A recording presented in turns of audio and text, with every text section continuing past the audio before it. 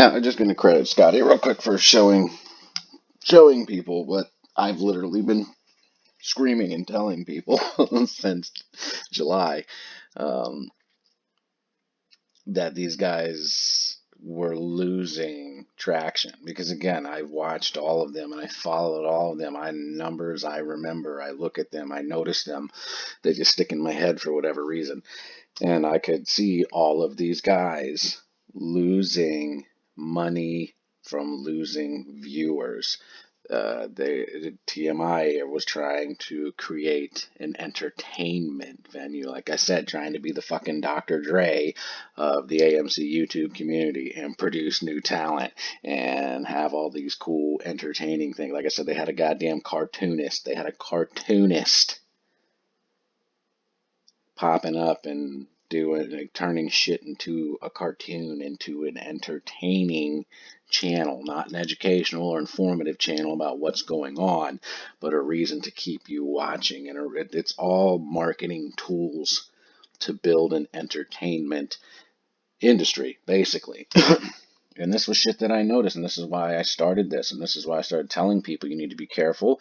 These guys don't give a fuck about you. They care about their YouTube checks. They're losing money, and now they're trying to figure out ways to capture you all again. And if you think for 1 second, if you really think that all of these guys' channels just started getting deleted for no reason. I'm telling you, YouTube sends you notifications before they do it. And I'm glad he brought this up and showed you that, because it was Core's just as well. Core's getting his shit crushed, and that's what you do. You need to get sympathy from the community. Like, look, they're attacking me. They're attacking me. That means they're attacking us. You need to tell everyone everywhere. Get us trending. And then you get a bunch more new people and more old people coming back. And then you make a second channel or a third channel. I think Matt Kors has like 5 channels or something. I think he has a lot of channels. But still, this is exactly what I've been trying to tell people. These guys don't give a shit about you. They don't care about bringing relevant information to you. All they want is your views. All they want is you to keep them getting big fat YouTube checks. And since they lost half of their viewers and lost some of them more than half, they just made another channel so that they can gain that revenue back with the same amount of subscribers. It is genius from a money making standpoint, but it's scamming you all, the people who are trusting these guys with what they're saying. And that should be all you need to know. Like, I already saw it happening. I already knew what they were doing. I already knew Ape Fest was a fucking scam. Just that Wall Street White Viking dude was suspicious as fuck when he popped up out of nowhere. Like, all that shit I just saw happening and was like, no, no, no, no.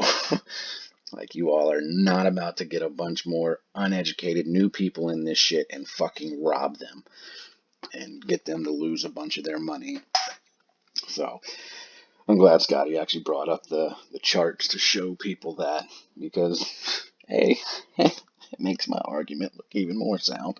So thanks, buddy. Appreciate it. Maybe Scotty does know. I could say Scotty doesn't know. Oh, man. That's great. Um, so, yeah, that's good shit. And, again, I encourage people who are nervous and worried about AMC and the investment as a whole and everything to watch the video I just made, because it's just another part of the reasoning of why I still am invested, why I personally believe more to come.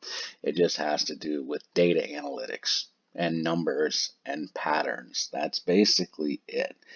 Uh, there's not a lot we can really know, again, until next year when these 13Fs become a monthly thing. Um, and then, just correcting misinformation about certain shit. And I do believe that BlackRock is back down to their 10 million shares. I mean, I already told you it's evident. I track that. I watch that. I look at the bigger institutions to see what the fuck they're doing and see how many shares they have in real time. That's just sort of a a way I can keep tabs without having to worry about 13F filings for some of the bigger institutions. So I do not believe that they have 30 million anymore. I think they bought 20 million more right before the June 2nd run up. And I don't think that they're holding those anymore. They don't need to be. It's not necessary. They made the money they needed to make on it, and then they get out.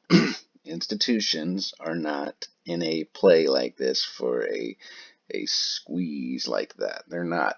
They'll take a run up and be good and bounce, and then that's what you do basically. You cut your initial investment. If you double or triple it, you take those profits and leave it back down to your initial investment. That's what you do.